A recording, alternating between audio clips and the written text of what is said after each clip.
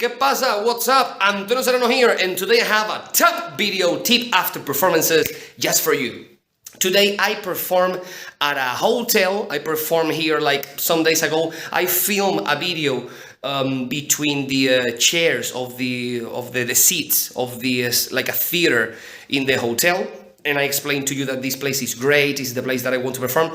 I perform in the same hotel, but outside. They have like an outdoors kind of a stage, not a theater, stage, and I perform there.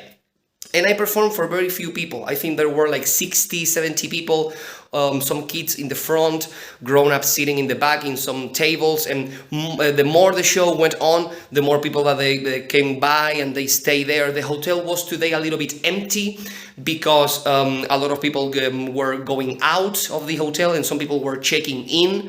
So it's what they call like a change day, a changing day. Some people are coming, some people are going.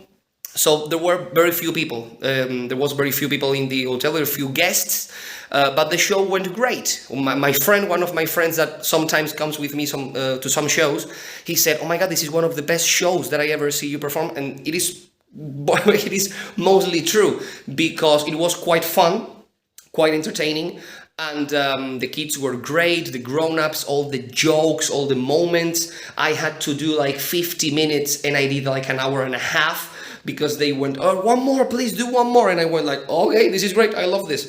So it was great. And the main tip that we can extract from today's show is that you should know your best place to perform, right? Sometimes you get booked to do a very big show. And sometimes you get booked to do a very small show. And you can be good, you can be great, you can be awesome in both of them. But you are not going to be as good in one of them as you are in the other. It is impossible. It is impossible. Even the greatest magicians ever that did very good close-up magic and did very good stage magic, you could perfectly see where they belong the most, even though they belong in both places. They belong more in one of those places, right? Even though they can do great stuff in both of those arenas. Chris Randall, a very controversial magician, great magician, I love him. He says that he can do some close-up magic very well, but he belongs on the stage, for example. And that's something very brave to say, because you can get booked for a lot of close-up gigs, and sometimes you can do them, sometimes you cannot, but you know that your place is that place there. I would love to perform every night at a very, very big theater, like a cruise ship theater or something like that. Not very big, I mean like 1,000 seats, maybe 1,500 tops. I would love to perform in a place like that.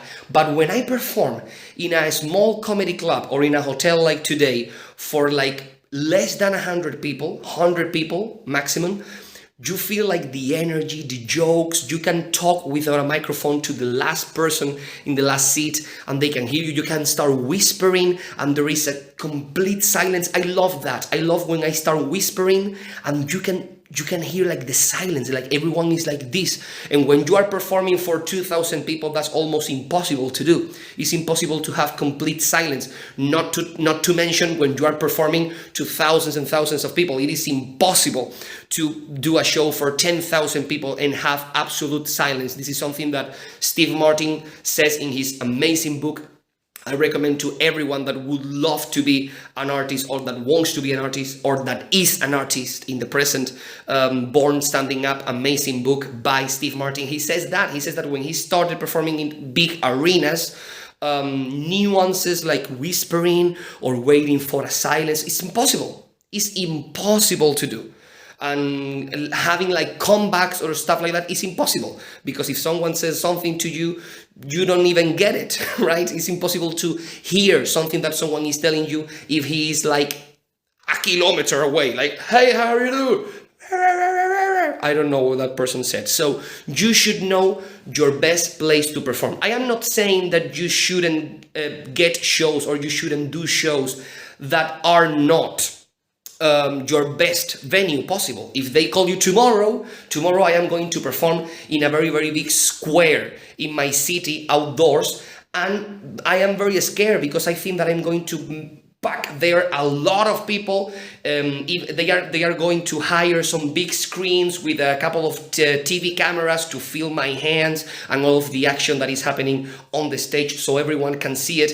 I am not telling you shouldn't do shows that are bigger than the thing that you think that you're supposed to do. I am not saying that. What I am saying is that you should know what your best place is. Maybe your dreams are bigger or maybe your dreams are smaller, but you should know where you shine the brightest, because that's the only way to make a progress, to know where you should work, right?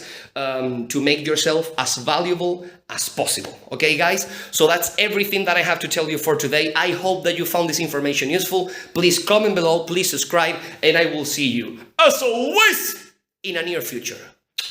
Bye there. Oh, Christmas tree,